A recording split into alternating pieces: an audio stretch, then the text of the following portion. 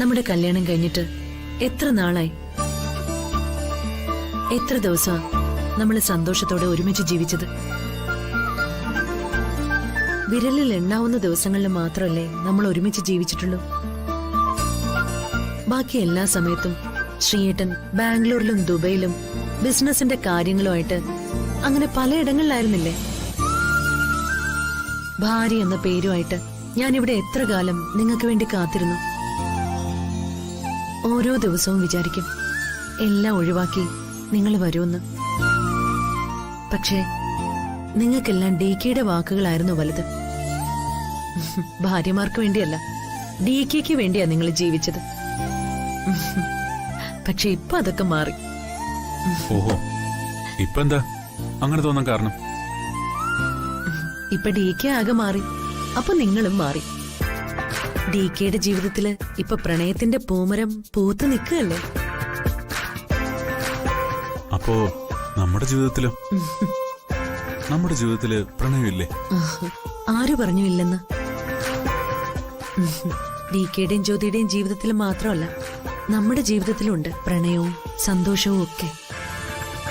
ശ്രീയേട്ടാ, ഇനി DKയുടെയും ജ്യോതിയുടെയും ജീവിതത്തില് ഒളികണ്ണിട്ട് നോക്കാനോ അവരെ കുറ്റപ്പെടുത്താനോ ഞാനില്ല. നമുക്ക് നമ്മുടെ ജീവിതം, നമ്മുടെ സന്തോഷം, അത് മതി. ആ മൂകാംബിക യാത്രയാ അവരെ ഒരുമിപ്പിച്ചത്. സത്യത്തിൽ മൂകാംബികയിൽ ഇത്രയ്ക്ക് ശക്തിയുള്ള ദേവിയാണോ ഉള്ളത്? അയ്യോ, ദേവിയെക്കുറിച്ച് അങ്ങനെയൊന്നും പറയല്ലേ. സകല ദുഃഖങ്ങളും നിവാരണം ചെയ്യുന്ന ഒരു രാജ്ഞിയാ മൂകാംബിക ദേവി.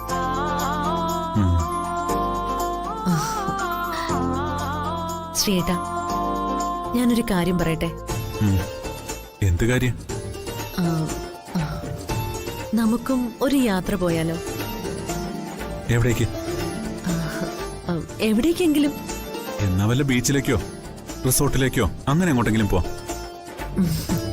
വേണ്ട വേണ്ട, അങ്ങനെ ഒരു സ്ഥലമല്ല ഞാൻ ഉദ്ദേശിച്ചത്. പിന്നെ നമുക്ക് ഒരു ട്രക്കിങ്ങിന് പോയാലോ?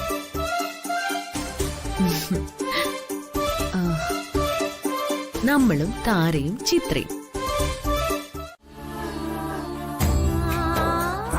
എല്ലാവരും ഒരു കൂട്ടുകുടുംബമായി സന്തോഷത്തോടെ ഇവിടെ തന്നെ ജീവിക്കണമെന്നാ എന്റെ ഒരു ആഗ്രഹം. എത്ര കാലമായിട്ടാ? ഒരുപാട് നാളൊന്നും അതിന് സാധിക്കുമെന്ന് എനിക്ക് തോന്നുന്നില്ല. അവരൊക്കെ വേറെ കുടുംബങ്ങളാ, വ്യക്തികളാ. അവരുടെ ഐഡന്റിറ്റിയെ നമ്മൾ അംഗീകരിക്കണ്ടേ? അതിന് അവരുടെ ഐഡന്റിറ്റിക്ക് ഇപ്പൊ എന്താ കുഴപ്പം? ഇപ്പൊ അവരെ DKയുടെ മക്കളായിട്ടും മരുമക്കളായിട്ടും മാത്രമേ ആളുകൾ കാണുന്നുള്ളൂ. അതല്ലാതെ അവർക്ക് പ്രത്യേകമായി ബിസിനസ്സുകളും വീടുകൾ, കുടുംബങ്ങൾ ഒക്കെ വേണ്ടേ? അവരെ അവരായിട്ടങ്ങ് അറിയപ്പെടണ്ടേ ഏട്ടാ? ജീവിക്കാവുന്ന അത്രത്തോളം കാലം ഇവിടെ എല്ലാവരും സന്തോഷമായി ജീവിക്കട്ടെ. ഈ സമ്പത്തും സൗഭാഗ്യങ്ങളും എല്ലാം അവർക്കും കൂടി ഉള്ളതാ. അതല്ല ഏട്ടാ, അവർക്കും വേറെ വീടും കുടുംബവും ഒക്കെ വേണമെന്ന് അവരിങ്ങോട്ടേക്ക് പറയുന്നതിന് മുമ്പ് നമ്മളായിട്ട് അവർക്ക് വേറെ സൗകര്യങ്ങൾ ഉണ്ടാക്കി കൊടുക്കണം. അതല്ലേ വേണ്ടേ? താൻ പറയുന്നതിലും കാര്യമുണ്ട്.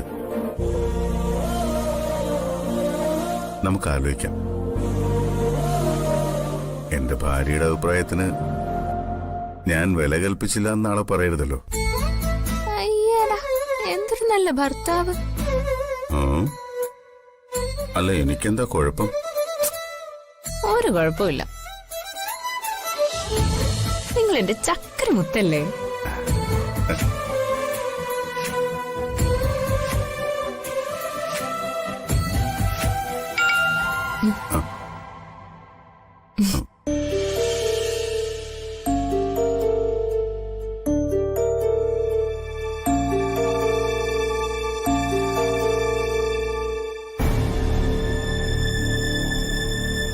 എന്താടോ? ഏട്ടാ നോക്കിയേ.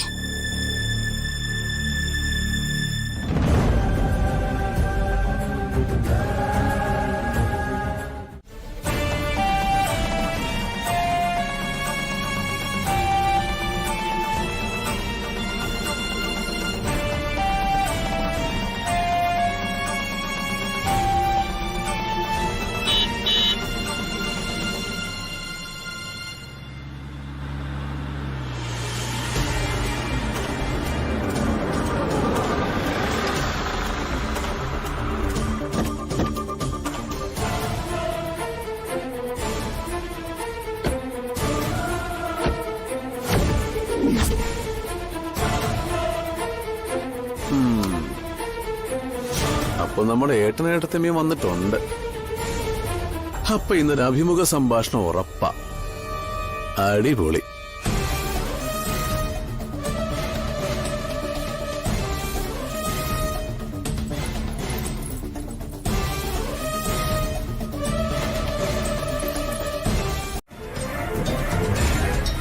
ഇത് നിന്റെ അഹങ്കാരം കൊണ്ട് നീ സ്വയം ഉണ്ടാക്കി വെച്ച കുരുക്ക. ഞങ്ങളോട് ആരോടും ഒരു വാക്ക് ആലോചിക്കാതെ ഇത് ചെയ്യാൻ നിനക്ക് എങ്ങനെ ധൈര്യം വന്നു? ഏട്ടാ, ഞാൻ എല്ലാം പറയാം. ഒരു മിനിറ്റ് എന്റെ കൂടെ ഒന്ന് വന്നേ. വാ ഏട്ടാ, വാ. എന്തിനാ ഇവിടെ ഒന്ന് പറഞ്ഞാ പോരെ? എല്ലാവരും കേക്കട്ടെ നമ്മുടെ പ്രണയ കഥ. യോ, ഞാൻ വെറുതെ പറഞ്ഞേ ഉള്ളൂ. പറഞ്ഞു പറഞ്ഞു പറഞ്ഞു. ഏട്ടൻ വാ.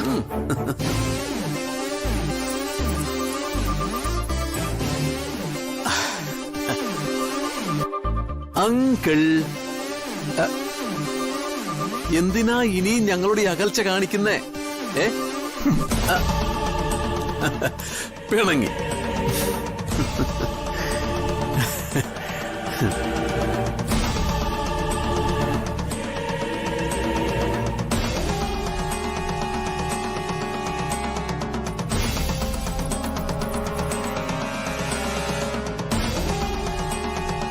ചായ ഒന്നും വേണ്ട. എലിയെ കൊല്ലാൻ ഇല്ലം ചുടുന്ന് കേട്ടിട്ടുണ്ട്. അതാ നീ ഇപ്പൊ ചെയ്തോണ്ടിരിക്കുന്നത്.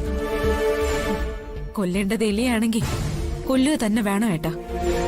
അതിനെന്ത് മാർഗം വേണമെങ്കിലും ഉപയോഗിക്കാം. എനിക്ക് ഏട്ടനോട് പറയാനുള്ളത് ഒരു കാര്യമുള്ളൂ.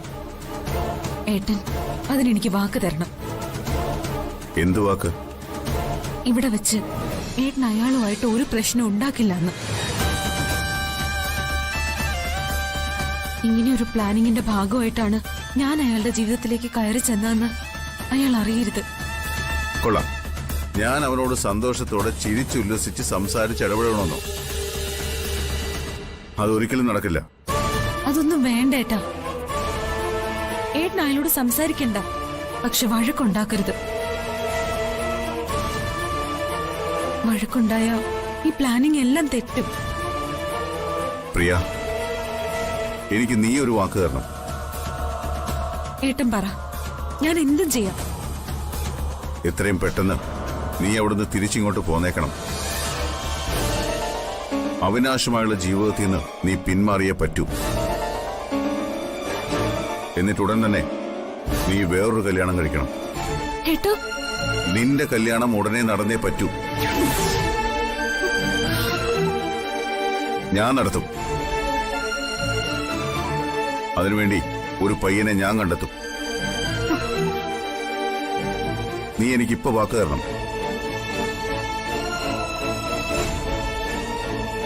നിന്റെ ഏട്ടനാ ഞാൻ. നിന്നെ കാണാൻ തുടങ്ങിയ അന്ന് മുതൽ ഒരു അനുജത്തിയുടെ സ്നേഹവും വാത്സല്യവും നിനക്ക് ഞാൻ തന്നിട്ടുണ്ട്. നീ ഏട്ടാന്ന് എന്നെ വിളിച്ചതൊക്കെ ഒരു അനുജത്തിയുടെ ആത്മാർത്ഥതയോടെയാണെന്നാ ഞാൻ കരുതിയിട്ടുള്ളത്. അത് സത്യമാണെങ്കിൽ നീ ഇപ്പൊ എനിക്കൊരു വാക്ക് തന്നേ പറ്റൂ. ഉടൻ തന്നെ മറ്റൊരു കല്യാണം കഴിക്കാൻ നീ സമ്മതിക്കണം. സമ്മതിച്ചേ പറ്റൂ. എന്താ, വാക്ക് തരാൻ പറ്റില്ലേ?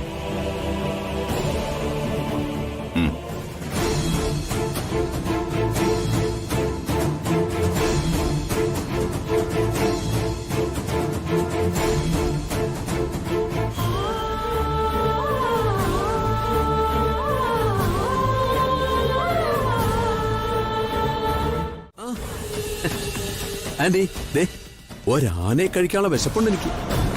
എന്തെങ്കിലും നന്നായിട്ട് ഉണ്ടാക്കണം കേട്ടോ. ഒരു നല്ല സദ്യ തന്നെ ആയിക്കോട്ടെ. എന്താ? മോളെ വാ, നമുക്ക് മുറിയിലേക്ക് പോ. വാ, ചെല്ലട്ടെ.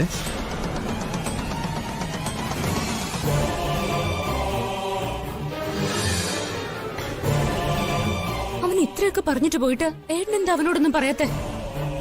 കൊടുത്ത വാക്ക് തെറ്റിക്കണ്ടെന്ന് കരുതി. ആർക്ക് വാക്ക് കൊടുത്തു? പ്രിയയ്ക്ക് ഞാൻ ഒരു വാക്ക് കൊടുത്തിട്ടുണ്ട്. അവൾ എനിക്കൊരു വാക്ക് തന്നിട്ടുണ്ട്. അതുകൊണ്ടാ അവന്റെ ഈ ഷോയൊക്കെ സഹിച്ച് ഞാനിവിടെ നിൽക്കുന്നത്. ഈശ്വര, എങ്ങനെ ഞാൻ എന്റെ മകളെ ഇതിൽ നിന്നും രക്ഷിക്കും? എന്തായാലും പ്രിയ ഒരു വാക്ക് തന്നിട്ടുണ്ടല്ലോ. ആദ്യം അവൾ ആ വാക്ക് പാലിക്കുമെന്ന് നോക്കട്ടെ. നീ വാ.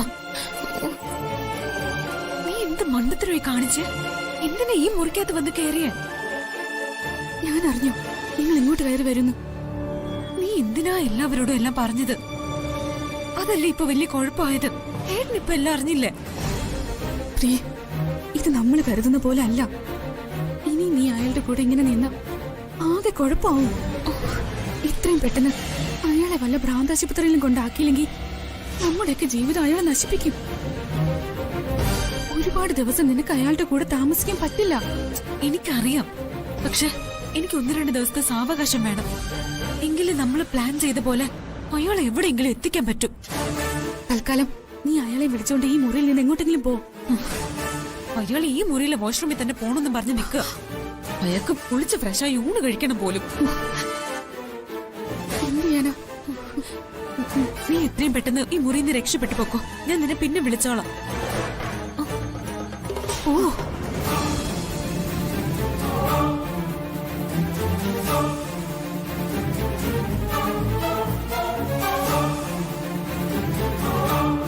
ആയുസുണ്ടാവില്ല. കൊള്ളായേട്ടാ, എനിക്കിഷ്ടപ്പെട്ടു. 3-ാം സ്വരൂപം, ആണും പെണ്ണുമല്ലാത്തൊരു 3-ാം സ്വരൂപം.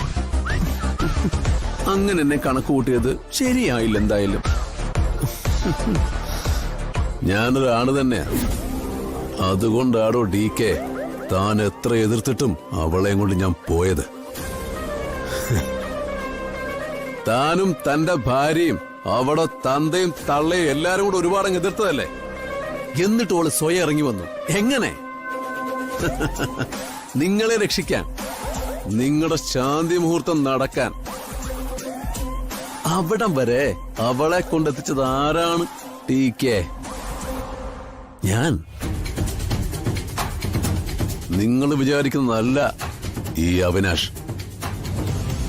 എന്നെ തോപ്പിക്കാൻ ഇപ്പോ നിങ്ങൾക്ക് പറ്റില്ല. ഈ അവിനാഷിന്റെ സ്നേഹത്തിന്റെ മുഖം മാത്രമേ കണ്ടിട്ടുള്ളൂ. അവള് അനിയത്തി. എനിക്ക് മറ്റൊരു മുഖം കൂടെ ഉണ്ട്.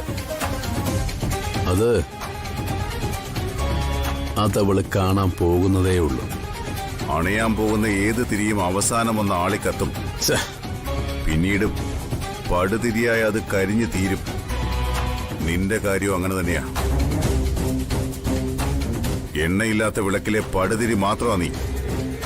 നിനക്കറിയോ, ഒരു മനുഷ്യന്റെ ഉള്ളിൽ ഒരു ദീപം കത്തണമെങ്കിൽ അവന്റെ ഉള്ളിൽ മനുഷ്യത്വം ഉണ്ടാവണം, സ്നേഹം ഉണ്ടാവണം, കരുണയുണ്ടാവണം. നിന്റെ ഉള്ളിൽ ഇതൊന്നുമില്ല. ഇതൊന്നുമില്ലാത്തൊരു മനുഷ്യന് ഭൂമിയിൽ നിലനിൽക്കാൻ പറ്റുകയില്ല.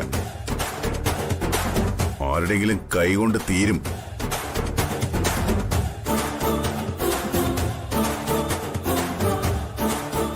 നിന്റെ വിധി അതാ. അവസാനിക്കും മുമ്പേയുള്ള നിന്റെ ഈ ആളിക്കത്തൽ നീ ആടി തീർത്തോ. ഒരു കരുതിരിയായി എരിഞ്ഞു തീരാനുള്ളൊരു പടുജന്മാ നീ തീർന്നു. തീർക്കും നിന്നെ ഞാൻ.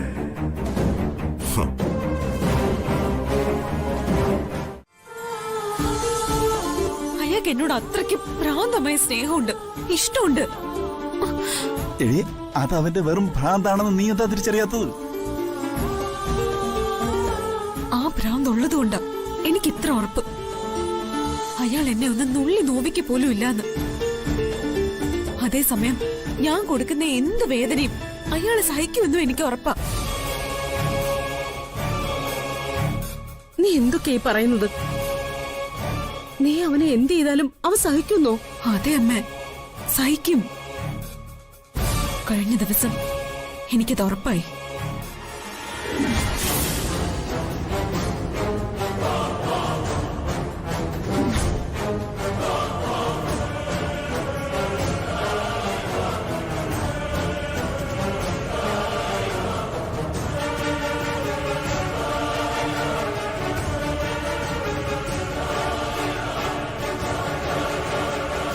ഇതൊക്കെ സത്യമാണോ?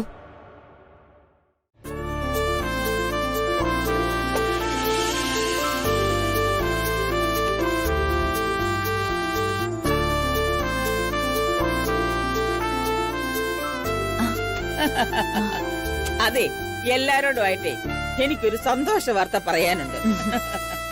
എന്താ അമ്മേ, എന്തു പറ്റി? ആഹാ, ഇന്നമ്മ വലിയ സന്തോഷത്തിലാണല്ലോ.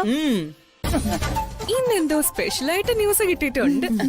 എന്നാ പിന്നെ സംപ്രേഷണം തുടങ്ങാൻ അമ്മ പറഞ്ഞോ, ഞങ്ങള് കേക്കാം. നോ ബേഡി, നോ കളിയാക്കൽ. ഒരു കുത്തുചെരിഞ്ഞു. അതെ, എനിക്ക് നല്ല സന്തോഷമുള്ള കാര്യ നിങ്ങളോട് എനിക്ക് പറയാനുള്ളത്. എന്താ കാര്യം? അമ്മയ്ക്ക് എന്താ ഇത്ര വലിയ സന്തോഷം? എടി മക്കളെ, ശിവ ഇപ്പോ എന്നെ വിളിച്ചിരുന്നു. എന്നിട്ട് എന്തു പറഞ്ഞു? അവനും അമലേ ഉടനെ വരുന്നു. അതിന് അവരുടെ ഹണിമൂണൊക്കെ കഴിഞ്ഞോ? പിന്നെ കഴിയാതെ നാളെ എത്രയായി പോയിട്ട്?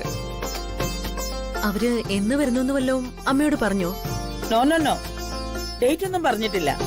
അവര് ഉടനെ വരുന്നെന്ന് മാത്രമേ പറഞ്ഞുള്ളൂ. എന്തോ ഒരു ഹാപ്പി ന്യൂസ് പറയാനുണ്ടെന്ന് പറഞ്ഞു. ഹാപ്പി ന്യൂസോ? എന്ത് ഹാപ്പി ന്യൂസ്? അതൊന്നും പറഞ്ഞില്ല. ഒരു ഹാപ്പി ന്യൂസ് ഉണ്ടെന്ന് മാത്രമേ പറഞ്ഞുള്ളൂ. ആ, ഞാൻ എന്തായാലും ഈ വിവരവേ അവരോട് ഇത് പറയട്ടെ. എല്ലാവരോടും ഞാൻ ഒരിക്കൽ കൂടി ക്ഷമ ചോദിക്കുക. ഇതുവരെ സംഭവിച്ചതെല്ലാം എല്ലാവരും മറക്കണം. എന്റെ അച്ഛനെയും അമ്മയും പോലെ അങ്കിളിനെയും ആന്റിയെയും ഞാൻ പൊന്നുപോലെ നോക്കിയോളാം. DKയെയും ജ്യോതിയെയും ഞാൻ എന്റെ സ്വന്തം ഏട്ടനും ഏട്ടതമ്മയായിട്ടാ കണ്ടിരിക്കുന്നത്. ഇനി അങ്ങനെ കാണൂ. ഞങ്ങൾ സന്തോഷത്തോടെ ജീവിച്ചോളാം. ദയവ് ചെയ്ത് ആരും മനസ്സിൽ എന്നോടൊരു വിരോധം വെക്കരുത്. അപ്പോ ഞങ്ങൾ ഇറങ്ങട്ടെ. എനിക്ക് പോയിട്ട് ശകലം തിരക്കുണ്ട്. അടുത്ത ദിവസം തന്നെ ഞങ്ങൾ അമരാവതിക്ക് വരുന്നുണ്ട്. എല്ലാവരെയും ഒന്ന് കാണാനും സന്തോഷിക്കാനും നമുക്ക് എല്ലാവർക്കും ഒരുമിച്ചൊന്ന് കൂടാമല്ലോ. വേണ്ട, അതിന്റെ ആവശ്യമില്ല. അങ്ങനല്ല, അങ്ങനെ അങ്ങനെ അങ്ങനെ പറയല്ലേട്ടാ. ഹൈ, എന്റെ പെങ്ങളെ കല്യാണം കഴിച്ചോട്ട് വീടല്ലേ. മാത്രമല്ല ഇപ്പോ നമ്മൾ ഏട്ടനും അനിയനും കൂടിയല്ലേ. ഞാൻ വരും. അതിനിപ്പോ എത്ര തവണ ഏട്ടൻ വരണ്ടെന്ന് പറഞ്ഞാലും ഞാൻ വരും. കാരണം നിങ്ങളെ ആരെയും എനിക്ക് മറക്കാൻ പറ്റില്ല. നമുക്ക് പോയാലോ? വാ. യാത്ര പറഞ്ഞു, യാത്ര പറഞ്ഞു.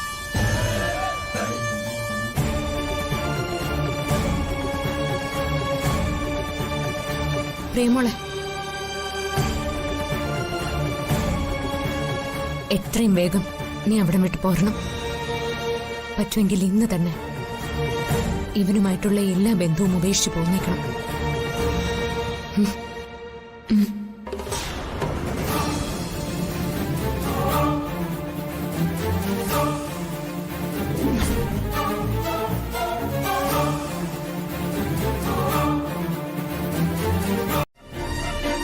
നമ്മൾ അങ്ങനെ ശ്രമിക്കുമ്പോ അവനെന്തെങ്കിലും കടുകൈ ചെയ്താലോ?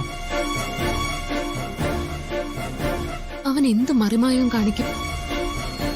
ഒരിക്കൽ പ്രിയ ആത്മഹത്യക്ക് ശ്രമിച്ചത് ഓർക്കുന്നുണ്ടോ? അന്ന് എന്താ സംഭവിച്ചേ? അവൻ ഞരമ്പ് മുറിച്ച് ആത്മഹത്യ ചെയ്യാൻ പോകുന്നതായിട്ട് വീഡിയോ കോളിൽ അവൻ അവളെ വിളിച്ചു കാണിച്ചു. അവന്റെ കയ്യിൽ നിന്ന് രക്തമൊഴുകുന്നത് കണ്ടപ്പോ അവള് തളർന്നുപോയി. അവളും ആത്മഹത്യക്ക് ശ്രമിച്ചു. പക്ഷേ അന്ന് അവൻ നടത്തിയത് വെറും നാടകമായിരുന്നു. അത് അവള് തിരിച്ചറിഞ്ഞില്ല. അവൻ ഞരമ്പ് മുറിച്ചതുമില്ല, ചാവ നോക്കിയതുമില്ല. പാവം പ്രിയ ആത്മഹത്യക്ക് ശ്രമിക്കുകയും ചെയ്തു. അതുപോലെ അവൻ ഇനിയും അവളെ കൊടുക്കാനുള്ള എല്ലാ സാധ്യതയുണ്ട്. അതുകൊണ്ട് എത്രയും പെട്ടെന്ന് അവളെ അവിടുന്ന് രക്ഷിച്ചേ പറ്റൂ. ഇതൊക്കെ ഈ തീരുമാനം എടുക്കുന്നതിന് മുൻപേ ആലോചിക്കേണ്ടതായിരുന്നു. ഇനിയിപ്പോ ഒന്നും പറഞ്ഞിട്ട് കാര്യമില്ല. ഏത് നിമിഷവും എന്തും സംഭവിക്കാവുന്ന അവസ്ഥയിലാണ് അവന്റെ കൂടെയുള്ള ജീവിതം.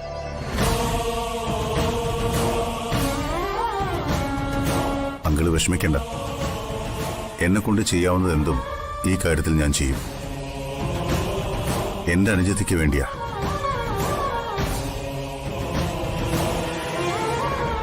എത്രയും പെട്ടെന്ന് നമുക്ക് അവളുടെ വിവാഹം നടത്തണം.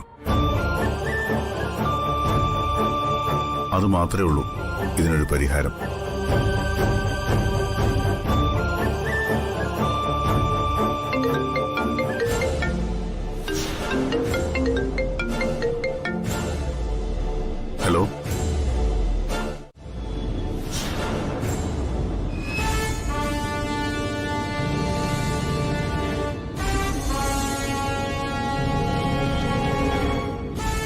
ഏട്ടാ ഉം. എന്തു പറ്റി? എന്തിനാ ടെൻഷൻ? ആരാ ഫോൺ ചെയ്ത്? മാനേജറാ? റെസ്റ്റോറന്റിൽ എന്തെങ്കിലും പ്രശ്നമുണ്ടോ? ഉം. ഒരു ചെറിയ പ്രശ്നമുണ്ട്. എന്താ പ്രശ്നം? പറയട്ടാ, റെസ്റ്റോറന്റിൽ എന്താ പ്രശ്നം? ആ, ഇനി 10 മിനിറ്റേ ഉള്ളൂ. 10 മിനിറ്റോ? അതെ, 10 മിനിറ്റിനുള്ളിൽ അവിടെ എത്തണം. എവിടെ? റെസ്റ്റോറന്റിലോ? അല്ല, തിയേറ്ററിൽ. തിയേറ്ററിലോ? എന്തിന്? എല്ലാവരും തിയേറ്ററിൽ പോകുന്നത് എന്തിനാ? സിനിമ ആണ്. എന്നാ നമ്മളും അതിനാ പോകുന്നത്. ഏ? ഒരു സിനിമ കാണാൻ. സത്യ? ഉം. നമ്മൾ സിനിമയ്ക്ക് പോവാ? അതെ. ആ, ഷോ തുടങ്ങാൻ ഇനി 10 മിനിറ്റേ ഉള്ളൂ. അപ്പോ റെസ്റ്റോറന്റിൽ എന്തോ പ്രശ്നമുണ്ടെന്ന് പറഞ്ഞ് ഫോൺ വന്നത്? അത് ഞാൻ ചുമ്മാ ഒന്ന് ആക്ട് ചെയ്തല്ലേ. സിനിമയ്ക്ക് പോകാനാണെന്ന് പറഞ്ഞാ നിന്റെ അച്ഛനും അമ്മയും പെട്ടെന്ന് വിടുമായിരുന്നു. അതിനെ ചുമ്മാ ഞാൻ ഒരു ഷോ കാണിച്ചല്ലേ. ഞാനങ്ങ് പേടിച്ചു പോയി. അതെ, ഈ അഭിനയത്തിന് നിങ്ങൾക്ക് ഓസ്കാർ തരണം. അത് വൈകിട്ട് തന്നാ മതി. ഇപ്പൊ നമുക്ക് സിനിമ കാണാൻ പോവാം. മഷള്. നേരെ നോക്കി വണ്ടി ഓടിച്ചേ.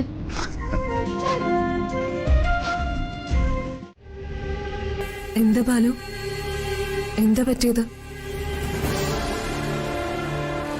എന്റെ കയ്യിൽ നിന്ന് ഒരു വലിയ തെറ്റ് പറ്റിയിട്ടുണ്ട്. ജീവിതത്തിൽ ഒരിക്കലും തിരുത്താൻ പറ്റാത്ത വലിയൊരു തെറ്റ്. എല്ലാവരുടെ മുമ്പിലും ആ തെറ്റ് മറച്ചു വെച്ച് ഒരു വലിയ കുറ്റബോധത്തോടു കൂടിയാ ഞാൻ ഓരോ നിമിഷം നടക്കുന്നത്. ഇനിയെങ്കിലും എനിക്കത് തുറന്നു പറഞ്ഞേ പറ്റൂ. എനിക്ക് ഉറങ്ങാൻ കഴിയുന്നില്ല പലപ്പോഴും. പറ ബാലു, എന്ത് തെറ്റാ ബാലു ഞങ്ങളോട് ചെയ്തത്? നിങ്ങളോടല്ല, ജ്യോതിയോട്. ജ്യോതിയോടോ? അതെ, എല്ലാത്തിനും കാരണക്കാരൻ അവനാ. ആ അവിനാഷ് നിന്റെ ആങ്ങളാ. എന്താ ബാലു, സത്യം പറ, എന്താ ബാലു ചെയ്തേ? അന്ന്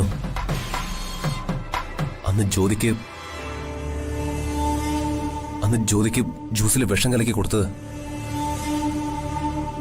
അത് ഞാനാ.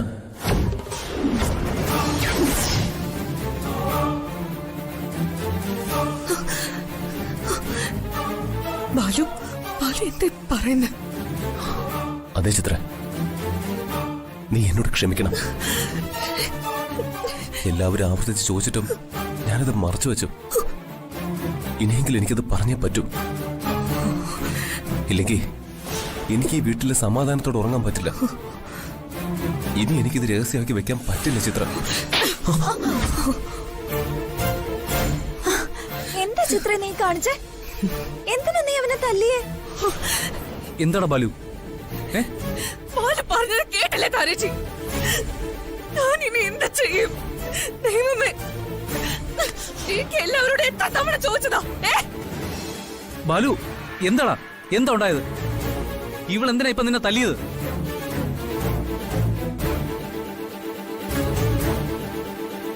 ചോദിക്കേ, താരേച്ചി ചോദിക്കും ഞാൻ എന്തിനാ അടിച്ചത്? നിനക്ക് എന്താ ചിത്ര, ഭ്രാന്ത് പിടിച്ചോ? ഭ്രാന്ത് പിടിക്കും. ഇത് കേട്ടാലേ നിങ്ങൾക്കും ഭ്രാന്ത് പിടിക്കും. നീ കാര്യം എന്താന്ന് പറ.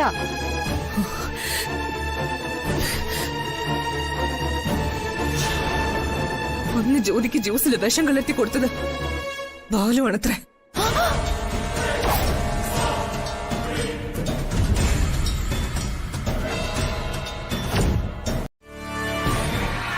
അന്ന് ജ്യോതിക്ക് ജ്യൂസിൽ വിഷം കലക്കി തന്നത് ഞാനാ.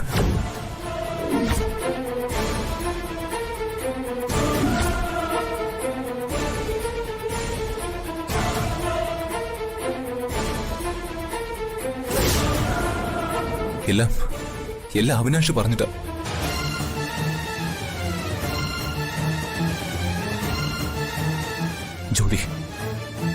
ജ്യോതി എന്നോട് ക്ഷമിക്കണം, എന്നോട് പൊറുക്കണം.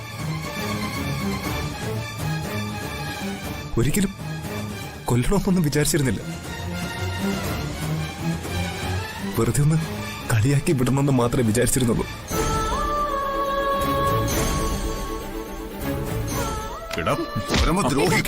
വേണ്ട വേണ്ട, ബാലു ഒന്ന് പറഞ്ഞോട്ടെ. ഇവിടെ എല്ലാരും എത്ര വട്ടം ചോദിച്ചു, നിങ്ങൾക്ക് ആർക്കെങ്കിലും ഇതിന് പങ്കുണ്ടോന്ന് DK പോലെ എത്ര വട്ടം ചോദിച്ചു. എടാ, എന്തൊരു മഹാഭാപിയടാ നീ. ഈ വീട്ടിൽ ആരുടെയെങ്കിലും സഹായമില്ലാതെ അത് സംഭവിക്കില്ല എന്ന് എനിക്ക് ഉറപ്പായിരുന്നു. അതുകൊണ്ടാ ഞാൻ ആവർത്തിച്ച് ചോദിച്ചത്. എന്നിട്ടും നീ ഒരു അക്ഷരം പറഞ്ഞില്ല. ഒരു രാത്രി മുഴുവൻ അവൾ മരണത്തോട് മല്ലടിച്ച് കിടന്നത് അറിയോ നിനക്ക്?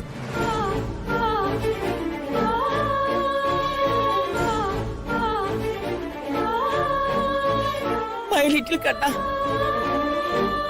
ഞാൻ എന്തൊക്കെയാ കേൾക്കുന്നത്? നിനക്കിത് എങ്ങനെ മനസ്സ് വന്നടാ? ആരെങ്കിലും ഒരാൾ നിർബന്ധിച്ചാൽ സ്വന്തം വീട്ടുകാരെ കൊല്ലാൻ പോലും മടിയില്ലാത്തവനായി പോയല്ലോടാ നീ. പറ്റിപ്പോയമ്മ.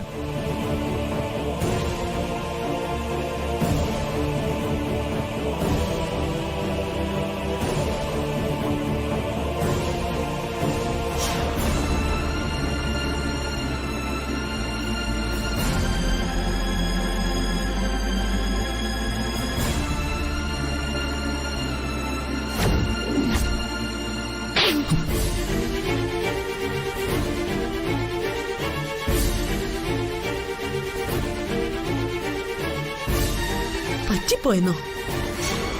എത്ര എളുപ്പം നിനക്കത് പറയാൻ കഴിഞ്ഞു. ഇതിന്റെ പേരില് ഞാൻ അനുഭവിച്ചതൊക്കെ എന്താണെന്ന് നിനക്കറിയോ? DK എന്നെ സംശയിച്ചു. DK മാത്രമല്ല, എല്ലാവരും സംശയിച്ചു.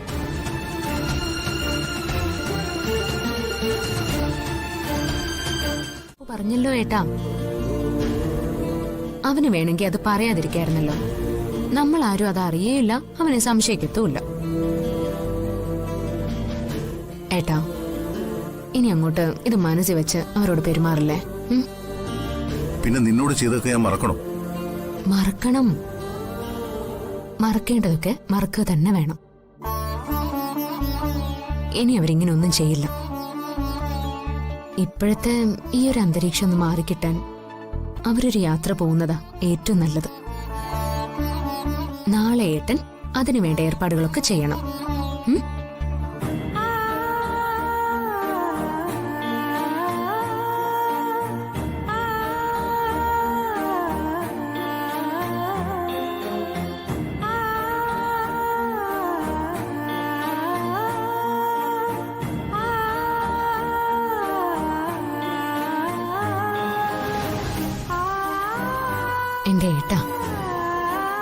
എന്റെ ഏട്ടനിപ്പോ ഏറ്റവും വലുത് ഈ ഭൂമിയിൽ ഞാൻ തന്നെയാ.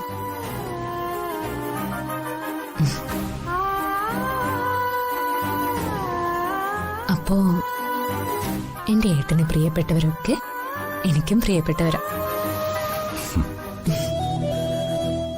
ഇല്ലടാ, ഒരു കുഴപ്പമില്ല. ഞങ്ങൾ തമ്മിൽ ഒരു കുഴപ്പമില്ല.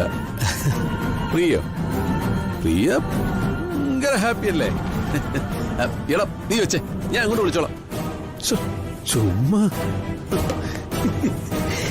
ഷാജിയ. പിന്നെ ഈ എല്ലാവർക്കും അറിയേണ്ടത് ഒരേ ഒരു കാര്യമാണ്, പ്രിയ സന്തോഷത്തോടുകൂടിയാണോ എന്റെ കൂടെ ഇറങ്ങി വന്നതെന്ന്. പിന്നല്ലാതെ ഞാൻ സന്തോഷത്തോടുകൂടി തന്നെയാ അവിനാശിന്റെ കൂടെ വന്നത്. ശരിക്കും ഒന്നുമല്ലെങ്കിലും എന്നെ ഇത്രയ്ക്ക് സ്നേഹിക്കുന്ന ആളല്ലേ. അത് സത്യമാ. ദേ, ഈ പാല് കുടിച്ചേ. ആദ്യം പ്രിയ കുടിക്കേ. എനിക്ക് രാത്രി പാല് കുടിക്കുന്നത് ഇഷ്ടമല്ല, ഛർദിക്കും. അവിനാശ് കുടിക്കേ. അത് വേണം. കുടിക്കുന്നേ എനിക്കിഷ്ടമല്ല. എന്നിട്ടാ കുടിക്കേ.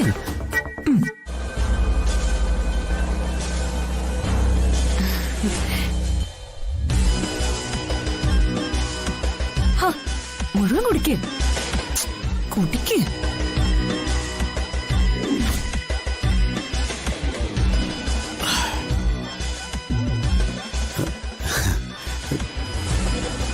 പിന്നെ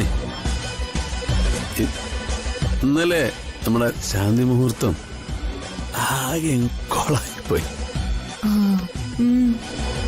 പക്ഷേ ഇന്ന് നമുക്കത് ഗംഭീരമായിട്ട് ആഘോഷിക്കണം. ആ ആഘോഷിക്കാം, അതിനെന്താ.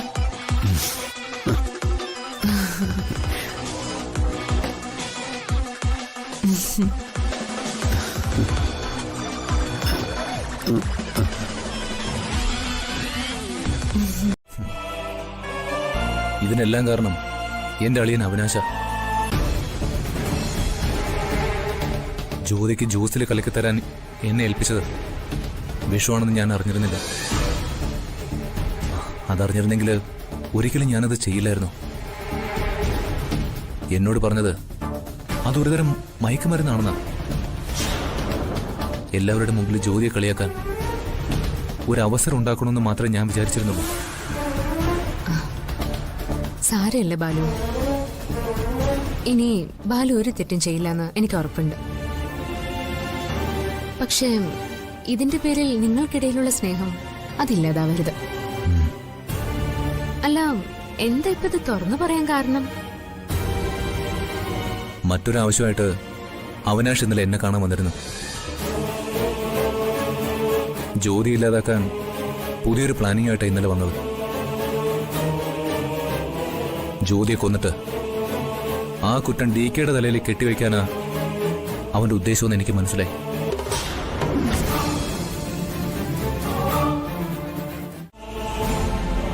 ഇനിയെങ്കിലും ബാലുവിന്റെ സ്വഭാവം നന്നായ മതിയായിരുന്നു. എന്തായാലും മായേച്ചിയുടെ കയ്യിൽ നിന്ന് കിട്ടിയ നന്നായി. നന്നായില്ലെങ്കിലേ അടി ഇനിയും വാങ്ങിക്കും. ബാലു കാരണം ഇവിടെ കുറച്ച് പ്രശ്നങ്ങളുണ്ടായി. എനിക്കതിന്റെ തിക്താനുഭവം നേരിടേണ്ടിയും വന്നു. നിന്റെ അറിവില്ലായ്മയായി കണ്ട് ഞാനത് ക്ഷമിച്ചു.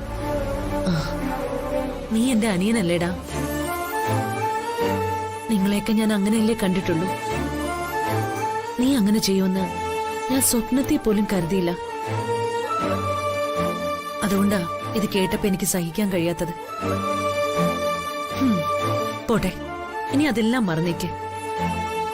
ജ്യോതി പറഞ്ഞതുപോലെ നമ്മുടെ ഈ മൂഡ് ഓഫ് മാറാൻ ഈ യാത്ര നല്ലതാ. നമ്മൾ പ്ലാൻ ചെയ്ത യാത്ര മുടങ്ങാൻ പാടില്ല ബാലു. ഇതാണ് സ്പിരിറ്റ്. എല്ലാവരും പരസ്പരം ക്ഷമിക്കണം. നിങ്ങൾ 3 ആൺമക്കളും ഭാര്യമാരും എന്നും ഒന്നിച്ചു തന്നെ നടക്കണം. മറ്റെല്ലാം നമുക്കങ്ങ് മറക്കാന്നേ. എന്താ ബാലു ഓക്കെ അല്ലേ?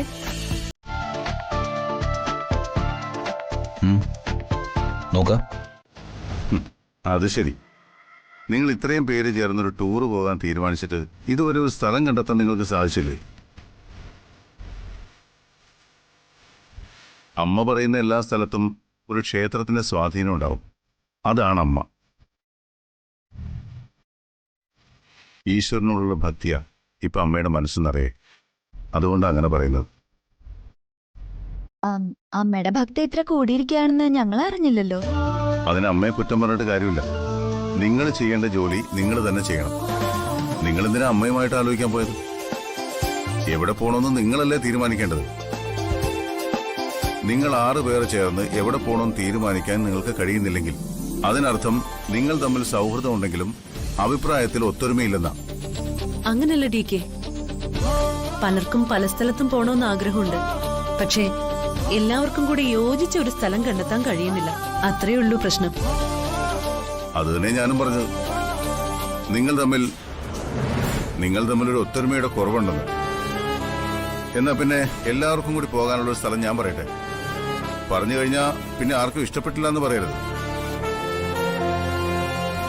വേണ്ട DK. ഇന്നത്തെ ഒരു ദിവസം കൊണ്ട് തന്നെ ഞങ്ങളൊരു തീരുമാനം പറയാം.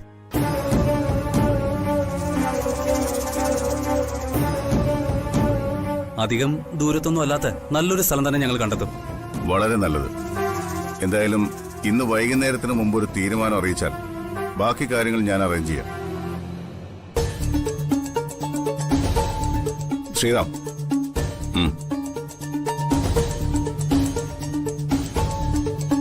അതെ, നിങ്ങളൊരു കാര്യം പ്രത്യേകം ശ്രദ്ധിക്കണം.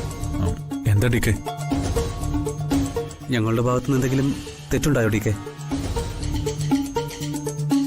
ബാംഗ്ലൂരിലെ ഒരു കാര്യവും ഞങ്ങളോട് ആരോടും പറഞ്ഞിട്ടില്ല. അതൊന്നുമല്ല, നിങ്ങളൊക്കെ ഡി കെ വളർത്തിയ ആൺകുട്ടികൾ തന്നെയാണോ എന്ന് ഇപ്പൊ എന്റെ സംശയം.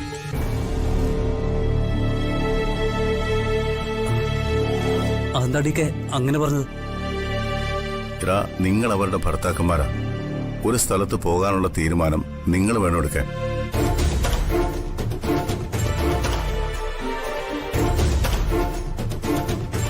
എന്നിട്ടത് അവരെ കൊണ്ട് സമ്മതിപ്പിക്കണം. മനസ്സിലായോ?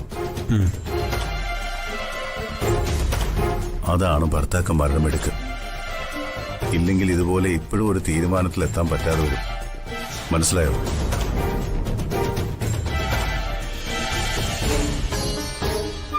അതുകൊണ്ട് നിങ്ങൾ 3 പേരും ചേർന്നൊരു സ്ഥലം കണ്ടെത്തിയിട്ട് അത് അവരെ പറഞ്ഞ് സമ്മതിപ്പിക്കണം. ശരി ഡി കെ. ഡി കെ, അത് ഞങ്ങൾ ഏറ്റു.